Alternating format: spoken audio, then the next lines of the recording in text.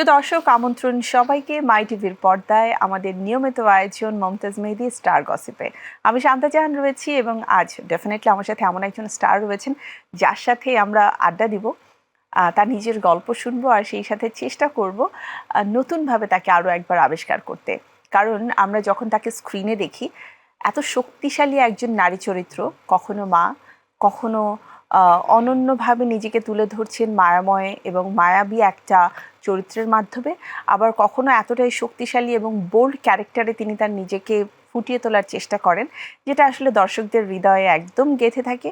আবার অনেক সময় আমরা দেখে থাকি চরিত্রের প্রয়োজনে তিনি নিজেকে নানাভাবে ভাঙেন। তিনি আর কেউ নন, আমাদের 2 দশকেরও অধিক সময় ধরে আমাদের ছোট পর্দা বলেন, বড় পর্দা বলেন, সব জায়গাতেই নিজেকে অনন্যভাবে উপস্থাপন করা প্রিয় অভিনেত্রী মনিরা মিঠু। অনেক অনেক শুভেচ্ছা মনিরা আপু। তোমাকেও অনেক অনেক শুভেচ্ছা এবং ধন্যবাদ এই অনুষ্ঠানে আমাকে আমন্ত্রণ জানানোর জন্য। খুব সুন্দর লাগছে মনিরা মিঠু আপুকে, এটা সবসময় লাগে।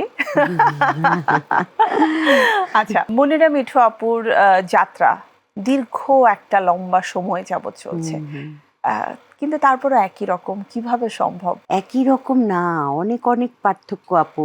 আমি হঠাৎ হঠাৎ যখন দেখি যে হুমায়ুন আহমেদ স্যারের, শ্রদ্ধেয় হুমায়ুন আহমেদ স্যারের অনেক নাটকের দৃশ্য চোখের সামনে চলে আসছে, যেমন বৃক্ষ মানব, সেখানে রিদি হক আর আমি মা মেয়ের চরিত্র করেছি। সেখানে দেখে আমি অবাক যে তাহলে কি মানে এতটাই অল্প বয়স ছিল তখন আমার।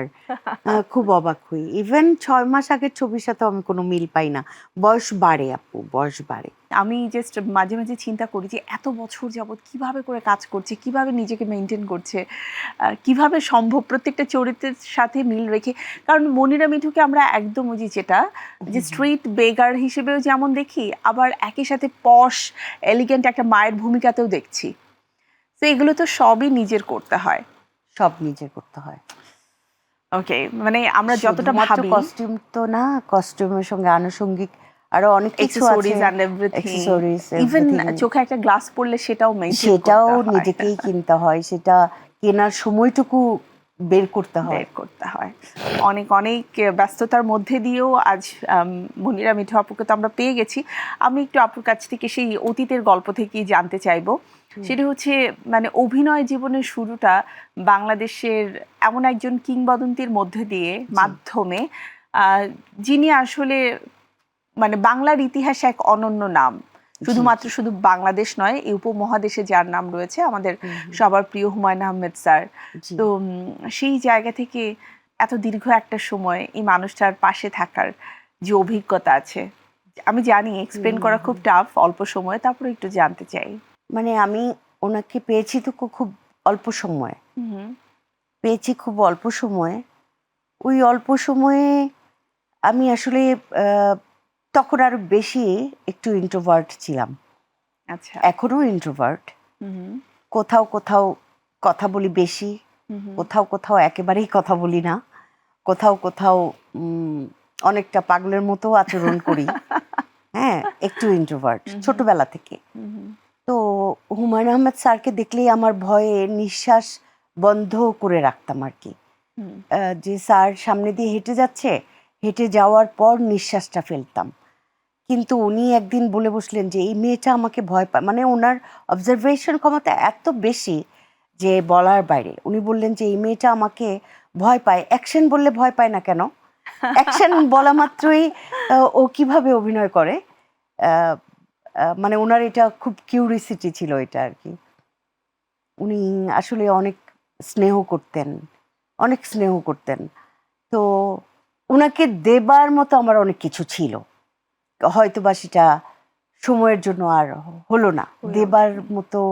যেমন আমি বেশ বোকাশোকা, আমাকে অনেকে ভাবে খুব চতুর, আমি আসলে বোকা। আমি উনি যতদিন বেঁচে ছিলেন, আমি যেদিন থেকে বাইরে কাজ শুরু করলাম, আমি কিন্তু ওনার সঙ্গে হাই হ্যালো করতেও যেতাম না, ওনার বাসাতেও যেতাম না, কোনো প্রকার যোগাযোগ রাখতাম না।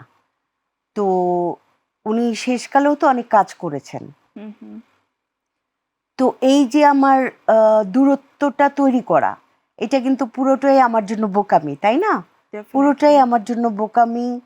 এবং এইটার জন্য কিন্তু অনেকেই আমাকে খুব ভুল বোঝে, কারণ আমার যোগাযোগ করার ক্ষমতাটা খুবই মানে একদম নাই, মানে পিয়ার মেইনটেইন করার। হ্যাঁ হ্যাঁ। আমার মা মারা গেছে আমার 9 মাস বয়সে, ছোটবেলা থেকেই মানে ধনী ব্যক্তিদের সান্নিধ্যে গেলে আমার দম বন্ধ হয়ে আসতো। অনেক হাই ক্লাস সোসাইটির মধ্যে গেলে আমার দম বন্ধ হয়ে আসতো। ওই ছোটবেলার জিনিসটা এখনো আমি ক্যারি করছি। মানে অটো এটা আমার মধ্যে গেঁথে বসে আছে আর কি।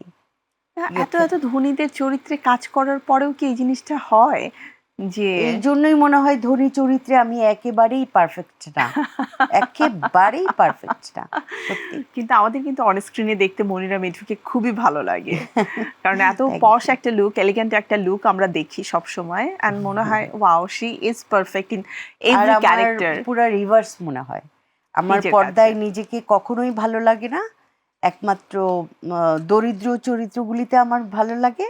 বাট ব্যাচেলর পয়েন্টে তো আমরা দুর্দান্ত একটা ক্যারেক্টার পেয়েছি না, এত চমৎকার লুকস ছিল। ব্যাচেলর পয়েন্টে কিন্তু এলিগেন্ট লুক তা কিন্তু না, না ওইটা একটা ব্যতিক্রম একটা লুক আছে, একটা সুইট একটা লুক।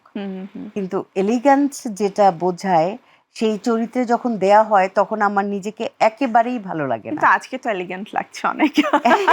আচ্ছা, মনিরা মিঠু এত সুন্দর কেন? আমি তো বলবো যে এত পচা কেন, কারণ আমার আয়নায় নিজেকে দেখতে একেবারেই ভালো লাগে না। এটা বোধহয় আমাদের মেয়েদের একটু কম বেশি সবারই প্রবলেম আছে, কিন্তু সৌন্দর্য তো শুধুমাত্র আমি আয়নায় দেখতে কেমন তা নয়, মানসিকভাবে আমার পার্সোনালিটি, আমি কিভাবে আমার চারপাশের মানুষদেরকে ভালো রাখতে পারছি, তার সবকিছুর উপরে কিন্তু সৌন্দর্য নির্ভর করে। হ্যাঁ হ্যাঁ, সেটা মানে। কারণ আমি এখনো পর্যন্ত মনিরা মিঠুর সাথে যারা সেটে কাজ করেছে কারো কাছ থেকে কখনো নেগেটিভ কোনো কথা শুনিনি। আচ্ছা আচ্ছা, এত পজিটিভিটি, এত পজিটিভ এনার্জি নিয়ে সবসময় থাকা হয়। আসলে একটা মুদ্রার এপিঠ ওপিঠ অনেক পার্থক্য। আমাদের মিডিয়ায় যেমন আমরা সবাই অভিনয় করি, আমার ধারণা যে স্ক্রিনের চাইতেও আমরা বাস্তবে বেশি অভিনয় করি। ধরেন যে কাউকে আমার খুবই অপছন্দ, আমি তো খুব করে বলবো আল্লাহ তার ভীষণ ফ্যান আমি, আপু কেমন আছো, তোমাকে অনেক মিস করছি। ঠিক তেমনি কারো চক্ষুশূল আমি, হয়তোবা আমাকে দেখলে কারো মনে হয় যেন তার মুখে অ্যাসিড ছড়িয়ে দেই, তাকে ভ্যানিশ করে দেই পৃথিবী থেকে। সেও বলবে হ্যাঁ মিঠু আপু, কতদিন পর দেখলাম, মিঠু আপু কেমন আছো তুমি, দুর্দান্ত হচ্ছে তোমার কাজগুলো। কিন্তু কখনোই আমার কোনো কাজের শেয়ার তার পেজে কিংবা তার প্রোফাইলে কখনোই দেখি না। অ্যাপ্রিশিয়েট করার যে ব্যাপারটা করবে সেটা আড়ালে, মানে আমার সামনে শুধু ওইটাতেই আমি সন্তুষ্ট। তাও তো করেছে, তাও তো বলেছে। আচ্ছা, প্রথম দিকে ইন্ডাস্ট্রিতে যখন আসা হলো এবং মানে আমি প্রফেশন হিসেবে অ্যাক্টিংটাকেই বেছে নিব, তখন কি মনে হয়েছে যে সার্ভাইভ করাটা অনেক কঠিন হবে, অনেক বেশি স্ট্রাগল করতে হবে আমাকে? আমি এটাকে প্রফেশন হিসেবে বেছে নিয়েছি, এই জিনিসটা আমার তখন থেকে মাথাতেই আসেনি। আসলে আমি একটু অদ্ভুত কিসিমের আর কি, যে আমি আনপ্রেডিক্টেবল। মানে আমি কি করছি, কোন পথে হাঁটছি অনেক সময় আমি নিজেই জানি না। তো এটা যে আমার প্রফেশন, এটা আমি এত বছর পরে এখন বুঝলাম। এত বছর মানে after 20 years you just realized যে ওকে এটাই আমার প্রফেশন। বেশিরভাগ ক্ষেত্রে আমরা মনিরা মিঠুকে এখন মায়ের চরিত্রে দেখি। এই ইমেজটা ক্রিয়েট করা কি কঠিন ছিল? কারণ একদম অল্প বয়স থেকেই তো কাজের শুরুটা। হ্যাঁ, আমার যখন 28+ তখন হুমায়ুন আহমেদ স্যার আমাকে মা বানিয়েছেন সিনেমায়, নাটকে। তারপর চন্দ্রকথা যখন করি তখন মনে হয় আমি 32। মানে যে বয়সে একটা মেয়ে মা হয় মাত্র। হ্যাঁ হ্যাঁ হ্যাঁ, আমার ধারণা যে আমার চেহারার মধ্যে যে বৃদ্ধা এই জিনিসটা একটা ছাপ আছে, কারণ আমি মা ছাড়া শিশু প্রচন্ড স্ট্রাগল করে বড় হয়েছি। শ্রদ্ধেয় হুমায়ুন আহমেদ স্যার হয়তোবা সেটা ফিল করেছিলেন কারণ তখনই আমি অলরেডি 2 সন্তানের জননী। মাশাআল্লাহ। আমার যখন বড় সন্তান হয় তখন আমার 16 বছর, আর ছোট সন্তান যখন হয় তখন এই তো 26 এরকম হবে আর কি, 25-26। তার মানে তো অলরেডি তখন মাতৃত্ববোধের যে স্বাদ, হ্যাঁ, যে হ্যাঁ। মমতা, হুম, সেটা সবকিছুই আপনার মধ্যে বিরাজমান। সাথে বিরাজমান। নিজের মাকে হুম, মিস হুম। করার যে ব্যাপারটা রয়েছে প্রতিনিয়ত, সেটাও রয়েছে। নিজের মা যে দেখিনি, হুম, ওটা ওটার কারণে মানে মায়ের তো আমার কোনো স্মৃতি নাই। হুম, হুম, ওটার কারণে মাকে যে মিস করি তা না। আহ, যখন কোনো কাজের জন্য মানে কোনো একটা কাজের জন্য আমার খুব একটা হেল্পিং হুম, হ্যান্ড দরকার, হুম, হুম। তখন মনে হয় ইস আমার মা যদি থাকতেন, নিশ্চয়ই আমার মা বসে বসে হয়তো বা এই জিনিসটা করে দিতেন আমাকে। মিঠু আপুর কি কখনো এমন মনে হয়েছে যে শুধুমাত্র মায়ের চরিত্র নয়, আমি আরো অন্যান্য চরিত্র কাজ করতে পারি, যে কাজগুলো আমি হয়তো পাচ্ছি না বা আমাকে ডাকছে না, সবসময় একই রকম চরিত্রের জন্য ডাকছে? এরকম খুব কম মনে হয়। হুম, হুম। বিশেষ করে ঝগড়াটে চরিত্রে যখন ডাকে, রাগী ঝগড়াটে। হুম, হুম। মাঝখানে আমাদের নাটকের পরিবেশটাই এমন হয়ে গিয়েছিল যে শুধুমাত্র ঝগড়া করো, মানে হ্যাঁ, ঝগড়া। ট্রু। হ্যাঁ, এবং খুব প্রত্যেকটা চরিত্র একই প্রত্যেকটা রকম। চরিত্র একই রকম। হুম। ওটা ইচ্ছে করে না, খুবই ফালতু লাগে। আর এছাড়া নায়িকা চরিত্র যে, আমার মনে হয় আমি গল্পের নায়িকা হয়েছে একাধিক নাটকে। অন্য কোনো প্রফেশন নিয়ে কখনো কি ভাবা হয়েছে যে অ্যাক্টিং ছাড়া আমি বোধহয় এই ইদানিং প্রফেশনটা মনে কন্ট্রোল হচ্ছে, করতাম? ইদানিং মনে হচ্ছে যে অ্যাক্টিং ছাড়া আমাদেরই ভাই ব্রাদারের একজনের হুম, হুম, আহ, মানে এই যে অনলাইনে থাকে না যে ড্রেসের হুম, হুম, হুম, আউটলেট, আমরা করি অনলাইনে হুম, হুম, হুম। সেটার। তো আচ্ছা। বললো যে মিঠোপা আমার কাছে এই 6টা ড্রেস আছে, সব বিক্রি হয়ে গেছে, দেখ তো বিক্রি করে দিতে পারিস কিনা। হুম, হুম, হুম, আমার আবার সব ভাই ব্রাদারদের সাথে তুই তুই সম্পর্ক, হুম, হুম, হুম। ওরাও তুই করে বলে অনেকে, আচ্ছা। সবাই না। তখন আমি ধ্যান আমি মেসেঞ্জারে মেসেঞ্জারে ওই ড্রেসগুলো দেখিয়ে দেখিয়ে ধ্যান বিক্রি করে ফেললাম। ও ওয়াও! নিজেও কিনলাম। হুম, হুম, এত হুম। সুন্দর আমাদের ড্রেসগুলা তো নিজেও দেখলেই কিনলাম। চোখ লেগে তখন যায়। বলে ওই হ্যাঁ, ভাইটা হ্যাঁ। বলে, এই তুই তো সিও রে, মানে সিইউও, সিও, আমার আমার কোম্পানির সিও। হ্যাঁ, এটা মনে হয়। হুম, হুম, তারপর মনে হয় যে আমি যদি ফার্মেসি দিতাম, হুম, হুম, হুম। আমার মনে হয় আমি খুব ভালো করতাম, আচ্ছা। কারণ আমার এই বিষয়টাতে আগ্রহ আছে। হুম। এই তো তার মানে আসলে অন্য প্রফেশন নিয়ে ওভাবে করে চিন্তা না করলেও আসে মাথায়, কিছু ট্যালেন্ট তো আছেই, যে আছেই। তার মানে অনেক কিছুই কিন্তু রয়েছে। হিডেন ট্যালেন্ট গুলো আমরা জেনে নিলাম। আহ, আমি একটু জানতে চাই যে মনিরা মিঠুর তো মা চরিত্র করার কারণে অনেককেই ছেলে হিসেবে পাওয়ার সুযোগ হয়েছে। আহ, ছেলে হিসেবে কার কেয়ারিং সবচেয়ে বেশি ভালো লাগে বা লেগেছে? এই ব্যাপারে আমি ভীষণ লাকি, হুম, হুম, ভীষণ লাকি।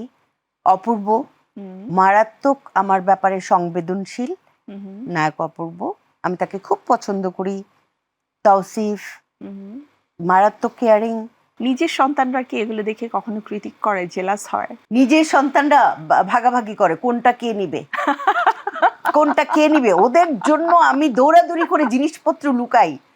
মানে বিশেষ করে ছোটটা, ছোটটা তো এখনো শিশুই রয়ে গেছে। হুম। ছোটটা মানে কোনটা তার বান্ধবীদেরকে কোনটা গিফট করবে সে, আমি প্রচুর গিফট পাই। হ্যাঁ, মাশাল্লাহ। হ্যাঁ, কারণ সবাই এত ভালোবাসে। হ্যাঁ, প্রচুর গিফট পাই। অভিনয় দেখে সন্তানেরা কি বলে যে তুমি অন স্ক্রিনে বেশি ভালো মা, তুমি অফ স্ক্রিনে কম, একটু জেদ বেশি, আমাদেরকে শাসন করো বেশি, এরকমটা কি বলে? না, বলে না, ওরা খুব আতঙ্কিত হয়ে যায় যখনই আমি ওদের প্রতি রাগ হই। হুম, হুম, ওরা যে এত বড় হয়েছে তারপরেও এক একজন মনে হয় যেন ওদের মুখটা মুহূর্তের মধ্যেই এত মলিন হয়ে যায় যে মায়ের মনে হয় অসুখটা শুরু হয়ে গেছে, কারণ আমার পার্সোনালিটি ডিসঅর্ডার আছে। হুম, হুম, হাই হাই এনজাইটি পেশেন্ট আমি, হুম, হুম, যে মা মনে হয় অসুস্থ হয়ে গেছে, হুম, ওরা হুম, এইটা মনে হয় আমরা ভুল করে ফেলেছি, হুম, হুম, খুব ইয়ে হয়ে যায়, ওরা খুব মানে নার্ভাস হয়ে যায়, হুম, হুম, হুম। এম্বারাস হয়ে যায়, দুঃখিত হয়, খুবই সরি ফিল করে। আর পর্দার অভিনয়ের ব্যাপারে আমার বড় সন্তান উপন্যাস, তা সে খুব আমার বোদ্ধা দর্শক। মনিরা মিঠু 20 বছর আগে বাংলাদেশের অনেক লেজেন্ডের সাথেই কাজ করে অভ্যস্ত ছিল। আমি আমার ক্যামেরার সামনে দাঁড়ানোই সব বাংলাদেশের লিজেন্ডের সামনে। লেজেন্ডের সাথে যখন আমি ক্যামেরাই দেখি নাই, নায়ক নায়িকাই দেখিনি, যখন আমি শুটিংয়েও দেখিনি, কোনো ডিরেক্টরকেও দেখিনি, সেটা তখন আমার প্রথম অভিনয়, প্রথম সংলাপ বলা অনেক গুণী এবং লিজেন্ড অভিনেতাদের সাথে। জাহিদ হাসান ভাই, শ্রদ্ধেয় চম্পা, নায়িকা চম্পা আপা, আসাদুজ্জামান নূর, এই তিনজন মানুষের সঙ্গে আমার প্রথম ডায়লগ বলা, তিনজন সংলাপ বলা। মানে আমি বলবো যে স্বপ্নের চরিত্র যারা করে, ক্যারেক্টার যারা রয়েছে তাদের সাথে। আর সেই জায়গা থেকে এসে এখন একদম বর্তমান প্রজন্মের একদম নতুনদের সাথেও কাজ করা হয়। যারা দীর্ঘদিন কাজ করছে তাদের সাথে তো হয়ই, একদম নতুনদের সাথেও কাজ করা হয়। অভিজ্ঞতা নতুনদের মধ্যে ম্যাক্সিমামই ভালো। বিশেষ করে আমি দেখি, আমি নারী বিদ্বেষী নই, ছেলেদের মধ্যে কিন্তু বলেই ফেলি অন স্ক্রিন, ছেলেদের মধ্যে ম্যানার্স বেশি দেখতে পাই, নতুন ছেলেদের মধ্যে ম্যানার্স বেশি দেখতে পাই, তাদের মধ্যে কেয়ারিংটা বেশি দেখতে পাই, তাদের মধ্যে সম্মান বোধটা, শ্রদ্ধা বোধটা বেশি দেখতে পাই। এই তো আমার কাছে কেন যেন মনে হয় আমাদের ছেলেগুলো খুব সুন্দর করে গ্রুমড হয়ে তারপরে আসে, মেন্টালি তারা গ্রুমড থাকে। বাবা মা তো এখানে পৃথিবীর সবচাইতে বড় শিক্ষক, বাবা মা। রাইট। গ্রুমিং হয়ে আসে তা না, আসলে নারীদেরকে সম্মান করতে জানা, মানে জানা কিন্তু একটা বড় ব্যাপার। আসলে ইয়াং জেনারেশনের মেয়েরা প্রচন্ড স্মার্ট, তারা প্রচন্ড ডিপ্লোম্যাটিক, তারা প্রচন্ড ডিজিটাল, তারা অনেক সুন্দরী, তাদের অনেক টাকা পয়সা, তো তাদের ভেতরে অনেক গুণাবলী আছে, তারা অনেক সুইট, তারা অনেক বিখ্যাত, তারা একই সঙ্গে অনেক কিছু করছে। তাদের তো এত কিছু নিয়ে তাদের তো বদার হওয়ার কোনো কারণ নেই যে সিনিয়র কে বসে আছে তাকে আমার সুন্দর করে সালাম দিতে হবে, হাই হ্যালো করতে হবে। অনেকে তো এটা বোঝেই না। মিঠু আপুর সাথে তো কথা বলতে এত ভালো লাগে, অন স্ক্রিন আর অফ স্ক্রিন একটা মানুষ এত চমৎকার কি করে হয়। এটা আমি বলি না, এটা যারা দর্শক রয়েছে, যারা কাজ করে তাদের অভিজ্ঞতা থেকে বলছি। যেমন ইভানা, ওর সাথে অনেক কাজ হয়েছে। তো ইভানা যখন মনিরা মিঠু সম্পর্কে বলে, ওর চোখে মুখে জল জল করে। তো এটা আসলে ভেতর থেকে না আসলে সম্ভব না। ভালোবাসা এবং রেসপেক্ট সবকিছু এর মধ্যে রয়েছে। তো আমি একটু জানতে চাই যে এই যে বর্তমান প্রজন্ম আসছে, কাজ করছে এবং সিনিয়রদের সাথে কাজ করে কিন্তু ওরা নিজেরাও অনেক শিখছে, এটা একটা ইতিবাচক দিক। বাট মাঝে মাঝে তো অনেক বিটার অভিজ্ঞতার মানে সম্মুখীন আমাদের হতে হয়। এমন কোনো গল্প কি আছে যে যেটা আসলে এখনো মনে পড়ে যে সেদিন আসলে এটা কেন হলো, কি কারণে হয়েছিল? সেটার জন্য আসলে আমি নিজেকেই দোষ দিই। আমি ভাবি যে সেই দিনটা আমার পক্ষে ছিল না, সেই দিনটা আমার জন্য খারাপ ছিল, সেই দিনটা আমার পার্সোনালিটি ডিসঅর্ডার হয়েছিল, সেটা আসলে তাকে দোষ দিব না আমি। কারণ সবাই একদম ম্যানার্স শিখে, সবাই একদম আরামদায়ক সহশিল্পী হবে এমনটি ভাবার কোনো কারণ নেই। আচ্ছা, এই যে নিজের পার্সোনালিটি ডিসঅর্ডার, এই ব্যাপারটা নিয়ে কখনো ইনসিকিউরিটি ফিল হয় যে হঠাৎ করে যদি? প্রচন্ড হয়। ধরেন যে আমি কারণেই রেগে গেছি, সেটা তখন মনে হয় আমার কি পার্সোনালিটি ডিসঅর্ডার হচ্ছে, কারণেই খুব রেগে গেছি, নিজেই কনফিউজড। আচ্ছা, ইন্ডাস্ট্রি নিয়ে একটু জানি মিঠু আপুর কাছে। আমাদের ইন্ডাস্ট্রিতে তো অনেক পরিবর্তন এখন এসেছে, গল্পের পরিবর্তন এসেছে, মেকিং এ পরিবর্তন এসেছে, এবং স্পেশালি আমরা এই যে বর্তমান সময় যে জনপ্রিয় নাটক এটা আমাদেরই গল্প, সেখানে যেমন একটা পরিবর্তন দেখেছি যে মোস্তফা কামাল রাজ একদম বলেই দিয়েছে সে একটা নাটক থেকে ইন্সপায়ার্ড হয়ে নাটকটা তৈরি করেছে। তো এই ধরনের পরিবর্তনগুলো কি ইতিবাচক মনে হয়? ইতিবাচক তো অবশ্যই, কারণ এত এত মানুষ দেখছে, বাংলাদেশের মানুষ, তারা স্টার জলসা দেখছে না, তারা কোনো ইন্ডিয়ান চ্যানেল দেখছে না, মানে মাঠে ঘাটে পথে প্রান্তরে সব জায়গায় এটা আমাদেরই গল্প। মিঠু আপুর কাছে একটু জানতে চাই, মিঠু আপুর যদি জীবনটাকে আবার নতুন করে শুরু করার সুযোগ পেতো তাহলে কোন জায়গা থেকে শুরু করতে চাইতো? আমি একদম আমার ভাই শ্রদ্ধেয় প্রয়াত চ্যালেঞ্জার, অভিনেতা চ্যালেঞ্জার, যিনি সাদিক, হুম, FM তোফাজ্জল হোসেন সাদিক, তার সাথে যে আমার ছোটবেলাটা, সেখান থেকে আমি শুরু করতে চাই। উনি আমাকে এই নাট্যাঙ্গনে এনেছেন হুমায়ুন আহমেদ স্যারের নাটকে। যদিও উনি খুব প্রাউড ফিল করেছেন যখন আমি মেরিল প্রথম আলো ক্রিটিক্স অ্যাওয়ার্ড পাই। হুম, হুম, হুম। উনি শিশুর মতো সরল হয়ে, অঝরে। ওনার বিদেশে অনেক ফ্রেন্ড সার্কেল ছিলেন, হুম, হুম। তাদেরকে কেঁদে কেঁদে বলেছেন যে আরে মিঠু তো অ্যাওয়ার্ড পেয়ে গেছে। আমি তো মাশাআল্লাহ। আহ, এত ভালো অভিনয় করি, আমি সব তোমরা বলো আমি এত ভালো অভিনয় করি, আমাকে তো কেউ একটা কাগজও দেয়নি, মিঠু তো অ্যাওয়ার্ড পেয়ে গেছে। মাশাআল্লাহ। এবং জি, এটা তার স্বপ্ন পূরণের একটা এটা প্রথম হ্যাঁ ধাপ হ্যাঁ ছিল। হ্যাঁ। মিঠু আপুর পারিবারিক জীবন অনেক আর্লি এজে শুরু হয়েছে। জি 16 বছর বয়সে মা হওয়া। জি, এটা কি নিজস্ব? এটা একটা ভুল ছিল, এই ব্যাপারে আর কোনো কথা বলতে চাই না। ওটা অল্প বয়সের ভুল, এটা যেন কেউ না করে। যে বয়সে এটা যেন এই আসলে ভুল করার জেনারেশনের বয়সটাই ওটা। আমার অভিনেত্রীরাই হোক, অভিনেত্রীর বাইরে সমাজের কেউ হোক।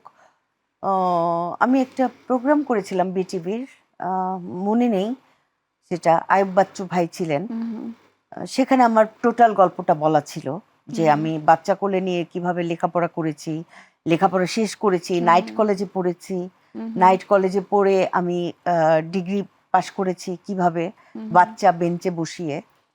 তো আয়ুব বাচ্চু ভাইয়ের গান শুনলেই আমার মনে পড়ে যায় যে উনি মানে বলতেন যে এতদিন আমি শুধু আপনার অভিনয়ের ফ্যান ছিলাম।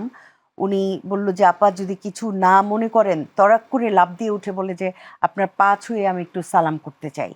মানে আমি এত ঘাবড়ে গেলাম যে, কারণ আয়ুব বাচ্চু হচ্ছে আমার হুম, কাছে হুম, স্বপ্নের একজন গায়ক, একজন গিটারিস্ট। ওই যে মেয়ে তুমি হুম, হুম, হুম। ঝড়কি চেনো চেনো না, চেনো না। মানে ওটার যে রিদম, ওটার যে গিটার বাজানো, আমার মনে হয় না বাংলায় আর কোনো আয়েব বাচ্চুর মতন এরকম গিটারিস্ট আসবে, আসবে। এরকম সুরের গান গাইতে পারবে, এরকম স্মার্ট কথার সুরকে এভাবে এইভাবে আমাদের কানকে আকর্ষণ করতে পারবে। প্রেজেন্ট করতে পারবে। তো উনার So মতো true. মানুষ আমাকে পায়ে হাত দিয়ে ছুঁয়েছেন, আমি তো ধরছি আরে ভাই ভাই ভাই, মানে কি করছে, মানে হুম, হুম। তখন আমি বলেছিলাম গল্পটা যে উম,